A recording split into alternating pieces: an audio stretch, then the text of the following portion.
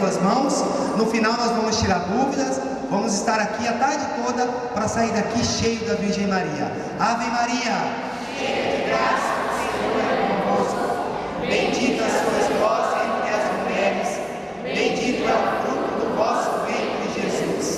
Santa Maria, Mãe de Deus, rogai por nós, os pecadores, agora e na hora de nossa morte. Amém.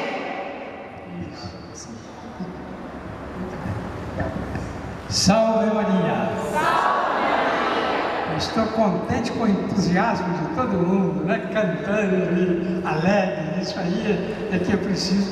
O mundo inteiro tem que ser assim no futuro, para ser todo de Nossa Senhora. Quem é de Nossa Senhora vive alegre. É isso? Porque os problemas todos, em vez de a gente pensar muito neles, é preciso resolvê-los. Mas não ficar preocupado demais, sabendo que Nossa Senhora vai dar um jeito, não é isso?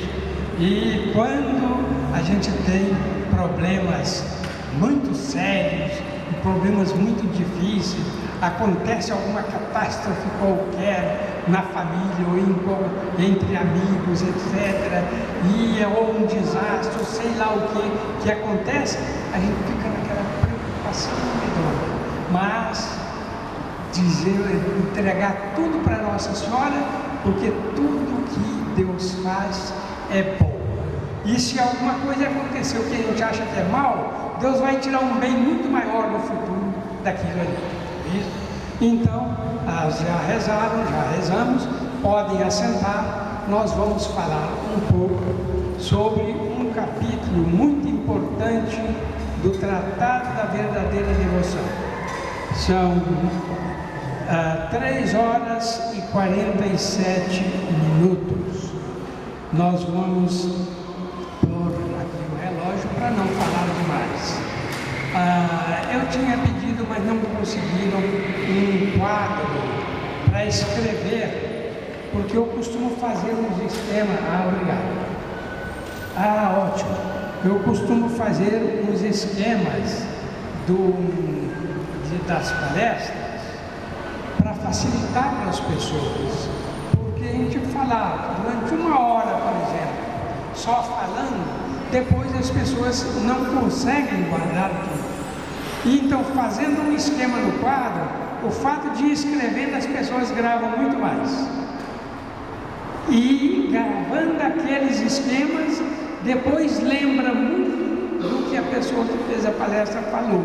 E quando forem ler o Tratado da Verdadeira Devoção, quando forem estudar o tratado para fazer a consagração, vai lembrar de muita coisa que foi dito, e isso orienta, porque no que vai ser dito aqui, não vou dizer tudo que está naquele capítulo, mas vou pegar os pontos fundamentais e desenvolver com algumas coisas que nem estão dentro do tratado, mas que São Luís Guignon de Montfort tratou de maneira extraordinária. Então nós vamos começar, nós vamos falar sobre a verdadeira devoção a Nossa Senhora. São Luís, ele fala das falsas devoções. Nós hoje não vamos tratar das falsas devoções. No ano passado eu tratei das falsas também, mas demora muito. Não vamos tratar das falsas devoções, depois vocês leiam no tratado, porque as falsas devoções, São Luís Guignon explica por que existem falsas devoções de Nossa Senhora. É porque o demônio, ele é muito esperto. O demônio é um anjo decaído, mas ele não perdeu a inteligência. Ele é incomparavelmente mais inteligente do que os homens. E ele então, para levar as pessoas, para afastar as pessoas de Nossa Senhora, que é a maior inimiga dele, para afastar de Nossa Senhora as pessoas, ele procura não ir contra Nossa Senhora, porque a pessoa daria um chute no demônio e cai de novo no inferno, não é isso? Mas ele então vai devagarinho e tal, modificando a devoção das pessoas, a devoção a Nossa Senhora, distorcendo essas devoções e dando uma devoção falsa. Por exemplo, uma das devoções falsas que ele fala, que hoje é muito comum, a devoção interesseira. Por eu só devoro Nossa Senhora porque ela vai me ajudar a tal coisa. Se ela não ajudou, vira as costas para ela. Isso não é devoção, não é isso? Depois, devoção presunçosa, por exemplo, os fariseus da época do Nosso Senhor, que Nosso Senhor chamava de sepulcros caiados, raça de víboras. Nosso Senhor enfrentava os fariseus, que eram os grandes inimigos dele. E o demônio é assim o maior inimigo de Deus e Nossa Senhora, e ele então vai torcendo essas devoções. Uma devoção presunçosa é, por exemplo, a pessoa que é muito orgulhosa e vê as pessoas simples, às vezes, aos pés de Nossa Senhora rezando, então começa a criticar. Por quê? Porque ele tem uma falsa devoção e quer afastar aqueles que querem procurar a verdadeira devoção. Mas deixemos isso de lado e vamos tratar da verdadeira devoção, porque essa é que é a mais importante para nós. E o que é a verdadeira devoção a Nossa Senhora? São Luís Maria de Montfort, um padre de uma santidade impressionante, o maior devoto de Nossa Senhora, desde a época dele até nossos dias, e ele prevê para os nossos dias uma devoção tão nossa que vai superar tudo. E ele diz que é para superar a própria devoção dele e dos outros da época dele. De tal maneira ele tinha desejo que essa devoção a Nossa Senhora fosse perfeita na face da terra.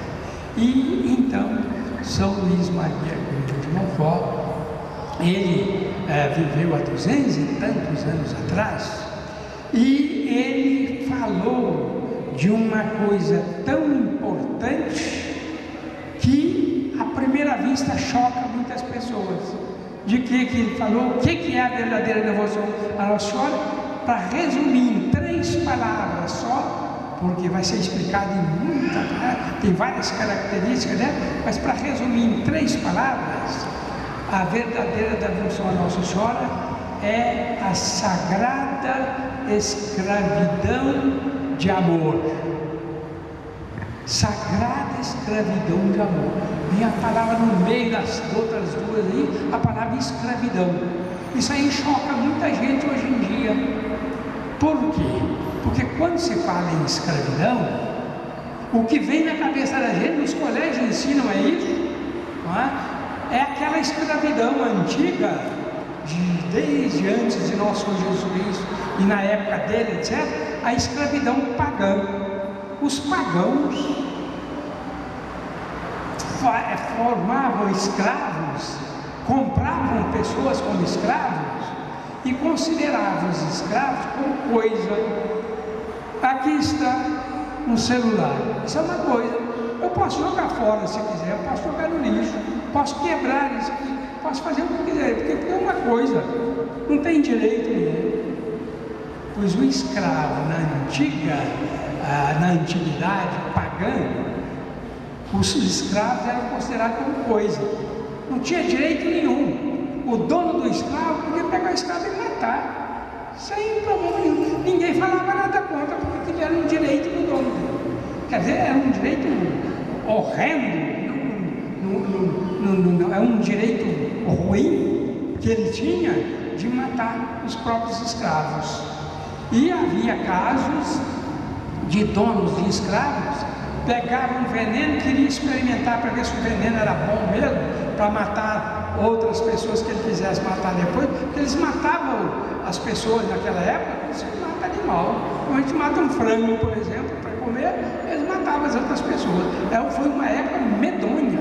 É tanto que fala, Nosso Senhor quando veio na plenitude dos tempos, estava na plenitude, mas chegou a um auge de mal e um auge de bem com a vinda de Nossa Senhora e daqueles que ficaram do lado de Nosso Senhor Jesus.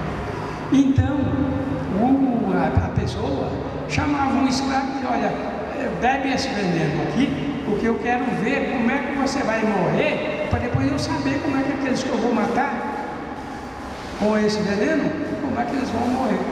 Mandava o escravo pegar, bebia o veneno, ele não tinha outro jeito. O dono tinha direito de vida e de morte sobre ele, bebia o veneno, ficava estribuchando lá, tal, morria, e o dono olhando, esse veneno é bom, olha aí como é que ele mata. Quer dizer, era uma coisa medonha. Pois bem, nosso Senhor Jesus Cristo veio nessa época e reuniu os apóstolos, e um dos apóstolos, que se chamava Judas Iscariotes, tinha dentro da alma uma maldade tal. São Luís fala no tratado dele dessa maldade, o fundo de maldade que existe em nossas almas. Em todos nós existe esse fundo de maldade, nós temos que lutar contra ele. Ora, o Judas não lutou contra o fundo de maldade, pelo contrário, deixou desenvolver. Então Judas traiu nosso Senhor Jesus Cristo, vendeu nosso Senhor Jesus Cristo por 30 dinheiros. O que são esses 30 dinheiros? Eram 30 moedas de prata. Quem aqui sabe por que nosso Senhor vendeu, que o Judas vendeu nosso Senhor por 30 moedas de prata e não vendeu por 15, nem por 20, nem por 40, nem por 50? Quem sabe me responder? Levante a mão. Será por que foram 30 moedas de prata? Porque essas 30 moedas eram o valor de um escravo na época.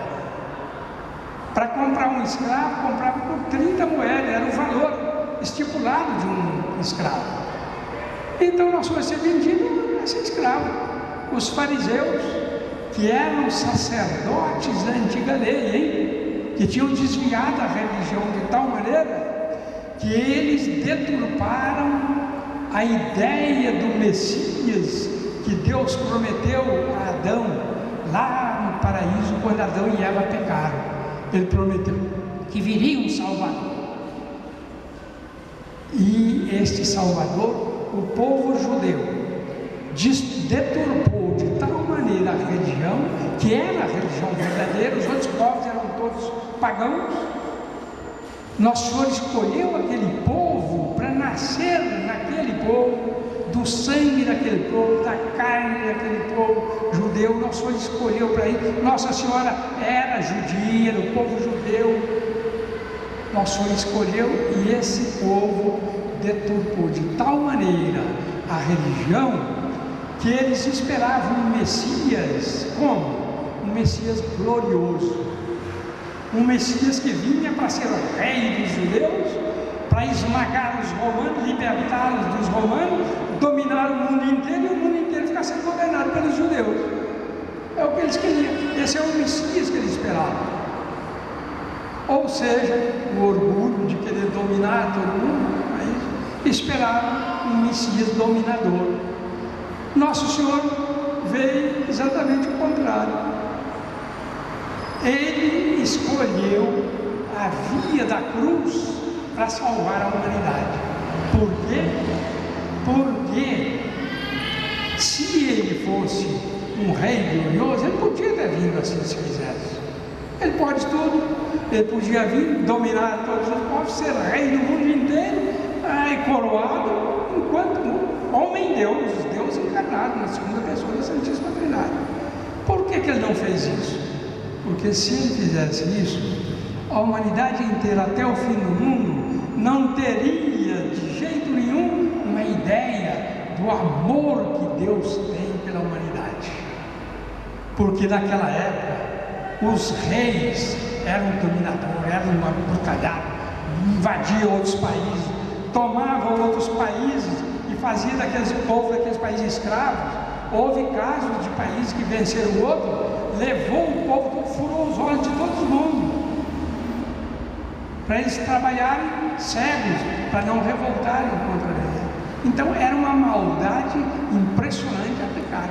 Nosso Senhor então quis mostrar que o amor dele pela humanidade era tão grande que, ainda que houvesse uma pessoa só na terra para salvar, ele nasceria, viveria e morreria na cruz por aquela pessoa.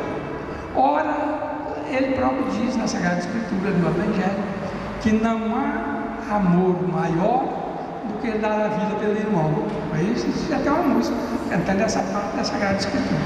Não há um amor maior do que dar a vida pelos amigos, pelo irmão. Então ele quis dar a vida. Então ele veio não como um rei glorioso, mas como um sofredor que sofreu tudo pela humanidade. Mas para que a humanidade reconhecesse que ele realmente era Deus, o que ele fez?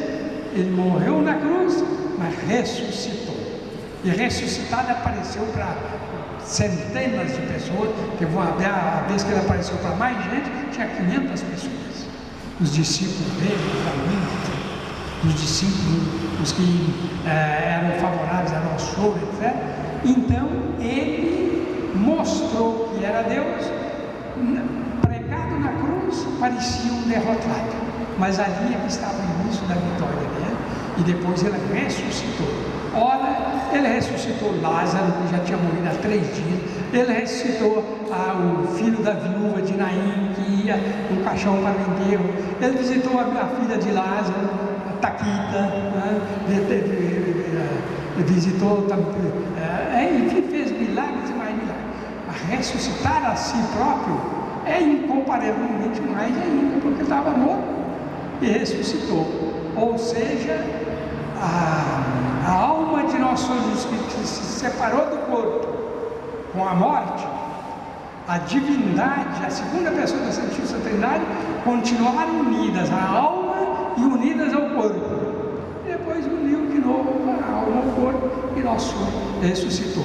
E o corpo ressuscitado é o corpo glorioso.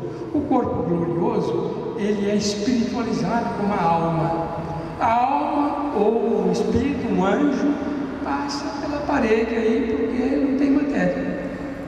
O corpo glorioso fica com uma matéria tão refinada que fica muito parecido com a alma. E nosso Senhor entrou, depois de ressuscitado, entrou no cenáculo com as portas todas fechadas. Os apóstolos estavam lá num medo tremendo de ser pegos e mortos também, porque eles seguiram nosso Senhor Jesus Cristo. Nosso Senhor entrou, a paz esteja convosco. E eles viram e ficaram impressionados. E aí então, nosso Senhor, o corpo glorioso, ele escolheu isto para salvar a humanidade. Agora, nosso Senhor Jesus Cristo foi o primeiro escravo de Nossa Senhora. O que é um escravo? É aquele que depende inteiramente do dono dele. Ele não tem nada de si, ele depende inteiramente. Nosso Senhor quis nascer pequenininho, dependendo inteiramente de Nossa Senhora. E quando ele mandou o anjo São Gabriel anunciar que ele ia nascer de Nossa Senhora, ela então, retribuindo esse ato de escravidão que ele, e São Luís fala, né? Ele fez o ato de escravidão tomando a forma de escravo para livrar-nos do cruel cativeiro do demônio. Está na oração de São Luís. Nosso Senhor Jesus Cristo tomou a forma de escravo, nascendo de Nossa Senhora e dependendo inteiramente dela. E ela então respondeu: eis aqui a escrava do Senhor, faça-se em mim segundo a tua palavra. Ela se consagrou a Deus como escrava na hora que Nosso Senhor se fez. Anunciou que ia ser escravo dela, ela ia, se adiantou e consagrou-se a Deus como escravo. Aqui está o início da sagrada escravidão de amor. Já explicamos a escravidão, agora é uma escravidão sagrada. Por quê? Porque é uma escravidão a Deus por meio de Nossa Senhora. É uma escravidão a nosso Senhor Jesus Cristo, e a escravidão que é o contrário da escravidão pagã. A escravidão pagã era no chicote, o sujeito ali era forçado. Aqui não, a pessoa se oferece a Nossa Senhora: eu quero ser escravo da senhora, eu quero fazer tudo de acordo com a vontade da senhora. E quem faz tudo de acordo com a vontade do dono, ou da dona dele, ou da senhora dele, é escravo. É esse sentido de escravo que é a sagrada escravidão. Sagrada porque há um ser sagrado, a Nossa Senhora e a nosso Senhor Jesus Cristo, que nós nos consagramos. E a consagração é o tornar sagrado. Nós nos tornamos sagrados nos consagrando a Nossa Senhora, nos consagrando a nosso Senhor Jesus Cristo por meio dela. Então, é a sagrada escravidão de amor que é a mais perfeita devoção à Nossa Senhora que existe. Agora vamos fazer, eu tinha posto um primeiro romano até para pôr no quadro, nós não temos o quadro aqui, mas vamos ver primeiro um roteiro histórico, e porque aí a gente vai dando algumas coisas, como já temos algo agora, que não estão, que estão no tratado, mas estão ditos de uma maneira que desenvolvido dá em tudo isso e dá para a gente compreender melhor. Então, esta sagrada escravidão de amor, nós vamos fazer um roteiro histórico em poucas palavras. São Luís Grignon, Maria Grignon de Montfort, ele que viveu antes da Revolução Francesa. A Revolução Francesa foi uma decadência da humanidade, foi uma coisa medonha, ela perseguiu a igreja até o fim, perseguiu os padres, perseguiu, enfim, os católicos, matou uma quantidade enorme de padres. Os padres, para não morrer, tinham que obedecer a eles e apostatar, deixar a igreja, um mundo de coisas assim. São Luís viveu antes, e nas duas regiões que ele pregou, a Bretanha e a Vendée, na França, foram as duas regiões que se levantaram. Os camponeses, ele pregou muito para o povo simples, para os camponeses, se levantaram contra a Revolução Francesa em defesa da Igreja Católica de uma maneira extraordinária. E, infelizmente, foram traídos depois por alguns chefes e não conseguiram dominar. A Revolução Francesa espalhou pelo mundo inteiro toda a maldade dela, que depois veio dar no materialismo e tudo mais. Mas São Luís Grignon, ele tinha o dom de profecia, e o Deus mandou sempre, desde o Antigo Testamento, os profetas, que eram homens inspirados por Deus para conduzir a humanidade no caminho que Deus queria que conduzisse. E o profeta, muitas vezes, ele prevê o futuro, porque Deus dá essa graça para ele. E havia profetas do Antigo Testamento, mas há profetas também do Novo Testamento. Por exemplo, São Vicente Ferrer foi profeta. Santa Catarina de Sena foi profeta, ela profetizou coisas impressionantes. E São Luís Maria Grignon de Montfort foi o profeta de Nossa Senhora. E ele previu uma época que está começando agora, que vai começar agora, uma época em que Nossa Senhora seria amada, seria, enfim, louvada, seria de tal maneira mãe, que a humanidade inteira um dia ia ser católica, ia ser marial, e ia coroar Nossa Senhora como rainha da terra. Ela foi coroada quando subiu ao céu com corpo e alma. Ela subiu com corpo e alma, um corpo glorioso. Ela está lá junto de Nosso Senhor com corpo e alma, como ele que ressuscitou com corpo e alma. Ela então foi coroada pela Santíssima Trindade, como filha de Deus Pai, como mãe de Deus Filho e esposa do Divino Espírito Santo. Pois São Luís diz que ela vai ser coroada na terra também, como rainha da terra inteira. Todas as nações da terra vão ser católicas, de uma catolicidade como nunca houve no passado. E vai realizar-se uma previsão de nosso Senhor Jesus Cristo, que está lá no Pai Nosso. Venha a nós o vosso reino, seja feita a vossa vontade, aqui na terra como ela é feita no céu. Nunca a humanidade inteira foi católica. Sempre houve países, a Índia, por exemplo, a Índia, a China, tá? São países pagãos até hoje. Mas vai chegar um dia que a humanidade inteira vai ser católica. E ele prevê isso, o São Luís Maria Grignon de Montfort, e ele prevê então que haverá uma congregação religiosa de padres, de irmãos, de religiosos, de religiosas, etc, etc, e depois de fiéis que acompanham tudo isso, acompanham esses padres, enfim, a Igreja Católica verdadeira, não é isso? Que vai haver uma ordem religiosa de escravos de Nossa Senhora. E esses escravos de Nossa Senhora vão pregar a verdadeira devoção, a escravidão, a sagrada escravidão de Nossa Senhora, pela terra inteira. E o mundo inteiro vai aceitar esta devoção e vai, então, a humanidade inteira ser como nunca. Nós vamos ter uma alegria de viver.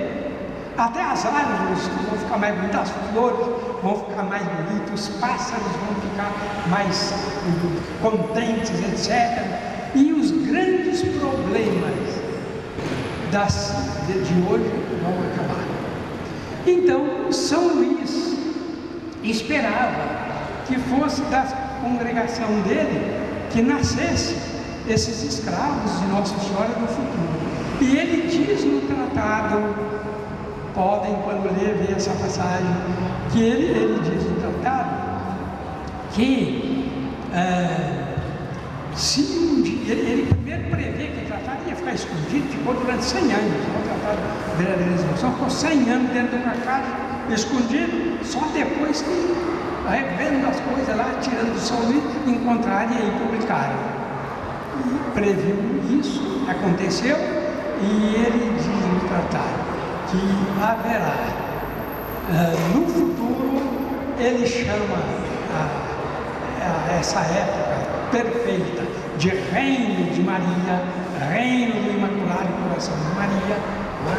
E ele então diz que se um dia houver uma alma bem nascida, ou seja, uma criatura de Deus perfeita, que seja verdadeiro devoto de Nossa Senhora, verdadeiro escravo, mais perfeito escravo de Nossa Senhora, este aí dará origem a esta congregação dos apóstolos dos últimos tempos, que ele chama. Apóstolos dos últimos tempos, ele chama de últimos tempos, os últimos séculos, que pode ter 1000 anos, pode ter 2000, pode ser menos, né? A gente não sabe quanto, mas antes do fim do mundo. Mas é a última época do mundo, do fim do mundo. Agora vem uma coisa aqui interessante para nós vermos. Eu disse que essa época está começando. Ele diz que o reino de Deus Pai foi desde a criação de Adão e Eva até a vinda de nosso Senhor Jesus Cristo. No Antigo Testamento não era conhecida a Santíssima Trindade. Ninguém sabia que havia um Deus em 3 pessoas. Eles chamavam Deus de Senhor. Era o Antigo Testamento, era o Senhor, mas não era, né? Pai, Filho e Espírito Santo. Às vezes, né, quando veio Nosso Senhor, aí é que Nosso Senhor revelou que havia o Pai, o Filho e o Espírito Santo, 3 pessoas e um só Deus, um mistério. Nossa inteligência não chega lá. Fora o céu nós vamos ver a maravilha disso aí. Mas então, ele diz que acabou com o nosso Jesus Cristo a era de Deus Pai e começou a era de Deus Filho. E essa época de Deus Filho se estendeu pela Igreja Católica durante 20 séculos. E ela está terminando e começa a época do Divino Espírito Santo. Deus Pai é o Criador, é atribuído. De fato, quem cria são as 3 pessoas da Santíssima Trindade. Quem santifica são as 3 pessoas da Santíssima Trindade. Quem salva são as 3 pessoas da Santíssima Trindade. Mas a cada um é atribuída uma parte, porque Deus Pai, que gera eternamente Deus Filho, Ele é o Criador. Deus Filho é o Redentor, porque Ele é que se encarnou para redimir a humanidade. E Deus Espírito Santo, santificador. Esta época vai ser tão santa, que é a época do Divino Espírito Santo, que vai começar a vir o reino de Maria. Agora, por quê? Como é que nós sabemos que agora pode estar começando a era do Divino Espírito Santo, terminando a era de Deus Filho? Deus, depois de ter mandado muitos profetas, mandou São Luís Maria Grande de Montfort para pregar a devoção a ele, a Nossa Senhora, né, a devoção da Nossa Senhora a ele por meio de Nossa Senhora, e mandou. Depois, as criaturas humanas não ouviram esses profetas, não deixaram de pecar e não atenderam à vontade de Deus. Então Deus mandou a própria mãe dele. Quer dizer, quando vem a mãe, se a humanidade não atende, aí não tem mais quem mandar. Porque ele, nosso Jesus, já veio.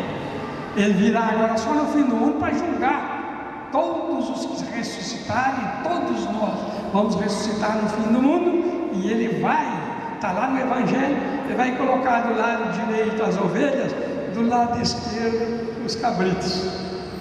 Compara, porque ele comprara com um pastor. Naquela época havia muito pastoreio de ovelhas, né?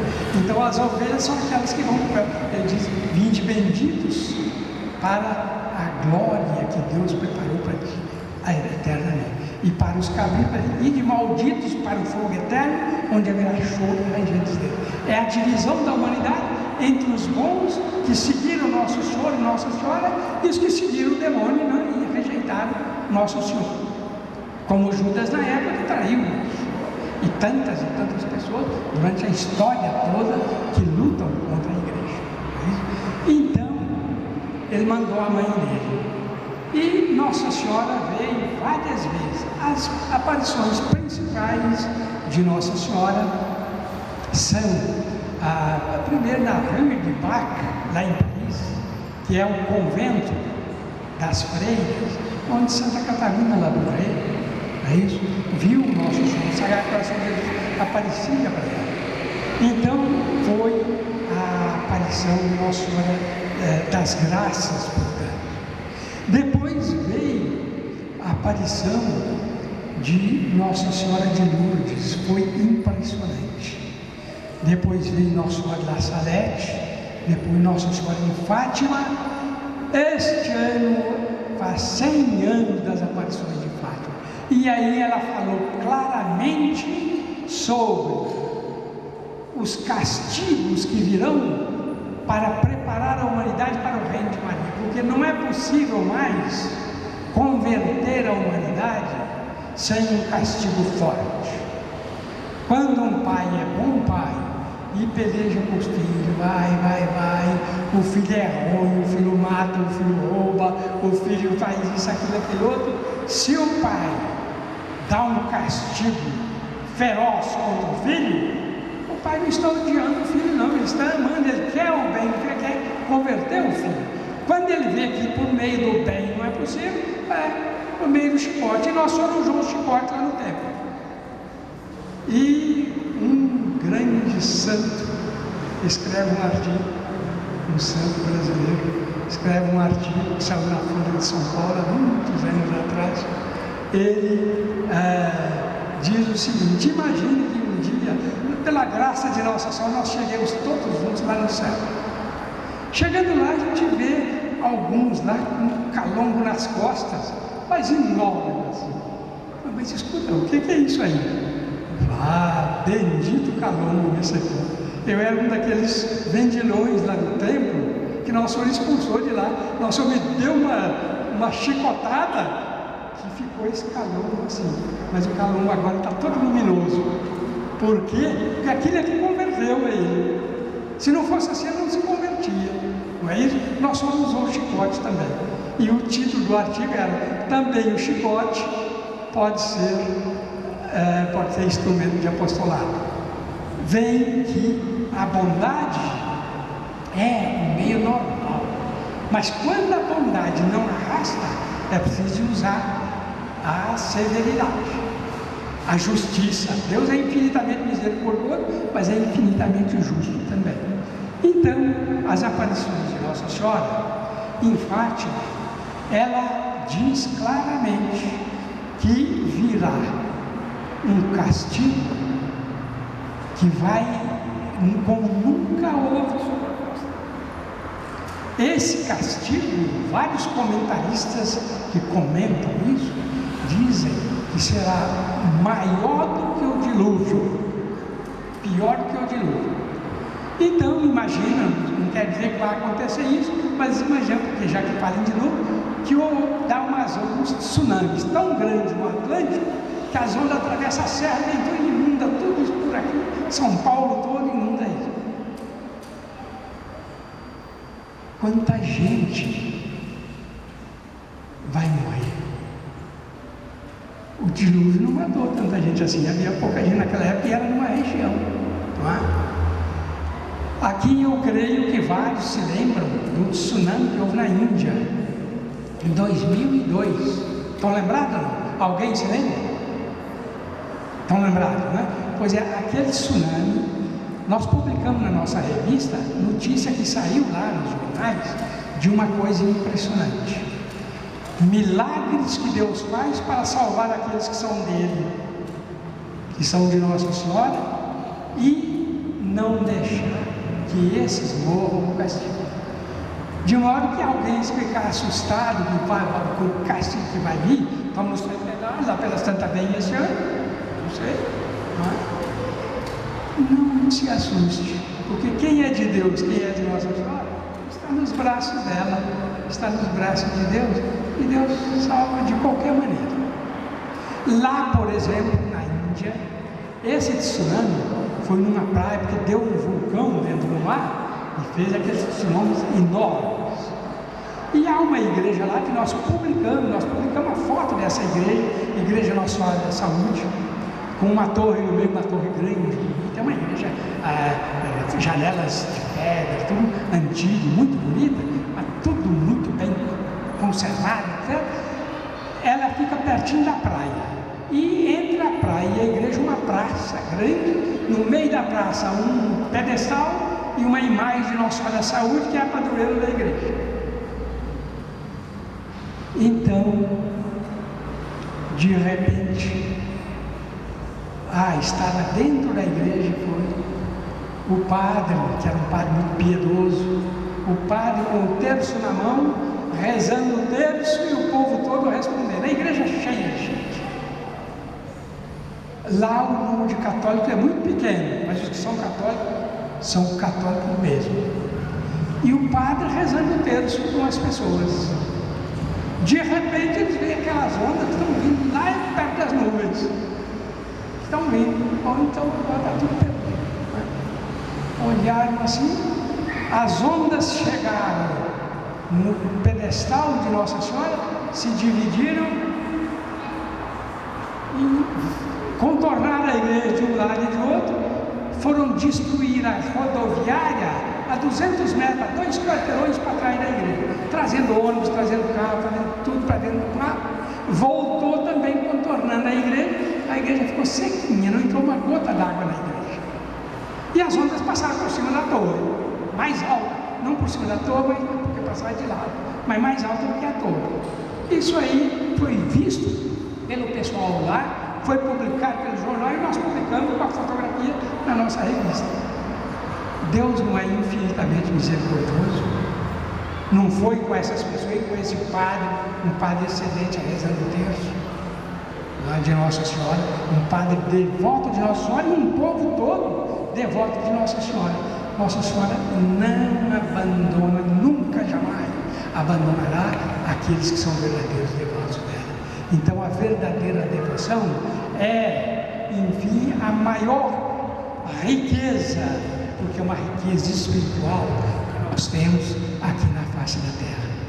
E São Luís previu isso, Nossa Senhora mostrou. Então tsunamis, terremotos tem havido por vários lugares, furacões nos Estados Unidos que destroem cidades inteiras. Na televisão você deve ter visto coisas dessas, não é isso? E então, o que é mais de terremotos, furacões, enfim, tudo isso já é aviso de Deus do que vai chegar, para que os que são bons se tornem melhores ainda, confiem mais em Nossa Senhora, porque Deus está avisando para ver se converte o maior número. A maioria das pessoas não dão ouvido, infelizmente, hoje em dia. E pode vir também uma guerra, estavam falando muito em guerra mundial. Se vier uma terceira guerra mundial, não sobra quase nada na face da Terra. Porque cada bomba que tem hoje em dia destrói países inteiros e até nações, até continentes inteiros. E Nossa Senhora diz taxativamente, desconhece, várias nações serão aniquiladas. O que é aniquilar uma nação?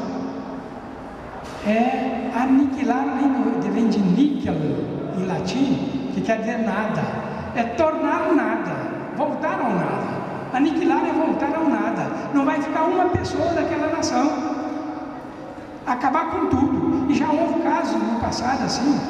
A própria Grécia de hoje, que foi famosa na antiguidade, o povo grego não é aquele povo antigo da Grécia. O povo grego de hoje é outro. O povo egípcio também, que era um povo de traços finos, hoje é outro povo. Então várias nações serão aniquiladas. Mas quem tiver, eu vou só contar um fatinho então para passar para a questão dos apóstolos dos últimos tempos. O formador, fundador dos Arautos do Evangelho, que é a nossa congregação, foi um homem que se consagrou a Nossa Senhora com 20 anos de idade. Com 20 anos de idade, ele fez uma promessa para Santa Teresinha para encontrar o melhor livro possível para a vida espiritual dele. Encontrou o Tratado da Verdadeira Devoção, que ele não conhecia antes. E quando leu, ficou impressionado, chegou em casa, já se consagrou a Nossa Senhora como escravo e consagrou todo o apostolado dele, toda a obra dele como escravo de Nossa Senhora. E todos os arautos se consagram, e agora através do Monsenhor João Cladia, que é Monsenhor, cônego horário da Basílica Santa Maria Maior em Roma, que é protonotário do Papa e é o nosso superior geral aqui, nascido em São Paulo. E ele então, através de cerimônias da igreja belíssima, ele recebe as pessoas, a consagração de cada pessoa como escravos de Nossa Senhora, oficialmente da igreja. Pois bem, ele, em 1988, este formador do Monsenhor esteve em Saint-Laurent-sur-Sèvre, é o lugar onde São Luís nasceu, pregou, onde ele foi enterrado, aliás. Tá? Está lá o túmulo dele, e nós temos foto dele osculando o túmulo dele. E a congregação é a congregação de São Luís. Eu estudei com essa congregação. E não posso contar porque o tempo não dá. Eu vou falando, nem percebo que o tempo está passando e já está no finalzinho. Então, o que é que acontece? Quando estava lá, veio um padre velhinho numa cadeira de rodas, sendo tocado por um outro padre. E ele parou, olhou para aquele senhor que estava osculando tudo e mandou parar a cadeira de roda, quis cumprimentá-lo.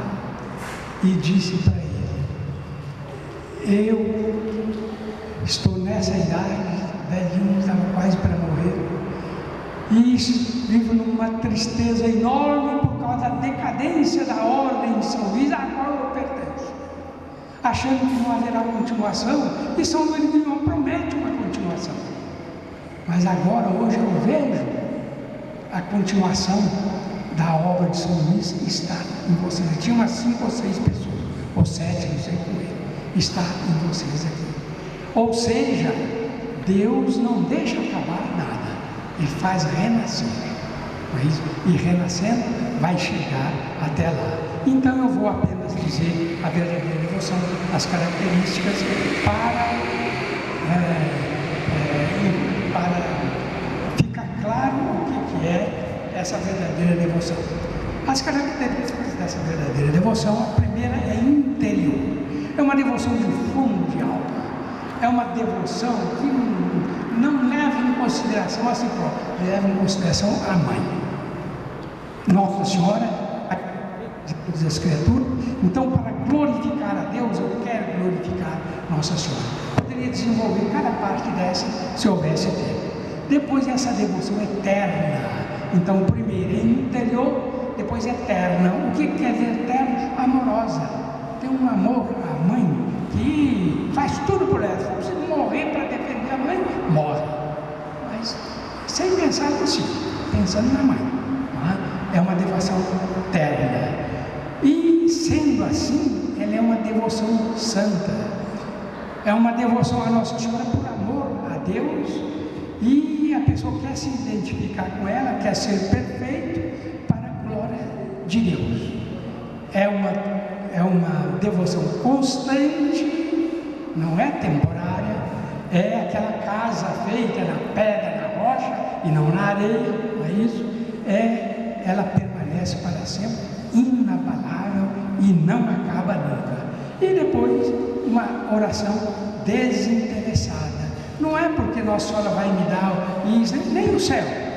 Nossa Senhora vai me dar o céu, que eu sou devoto dela, não. Sou devoto dela porque ela merece essa devoção. Ela é a mãe de Deus, merece tudo. É claro que ela vai me dar tudo e mais ainda como consequência. Mas não é pensando nisso que ela vai me dar que eu sou devoto dela. Então aí está a verdadeira devoção, para que todos possam rezar, pedir a Nossa Senhora, então, que nos faça verdadeiros devotos dela. Nós começamos às 15h49, não foi? São 16h31, portanto, 42 minutos. Eu acho que tá bom assim, não tá, João? Não foi longo demais, não? Não, porque se pudesse desenvolver mais, tivéssemos tempo, mas eu não posso ceder a essa tentação, porque a minha tentação é falando toda a vida. Agora vai falar o João. Amém? Amém. Quem gostou?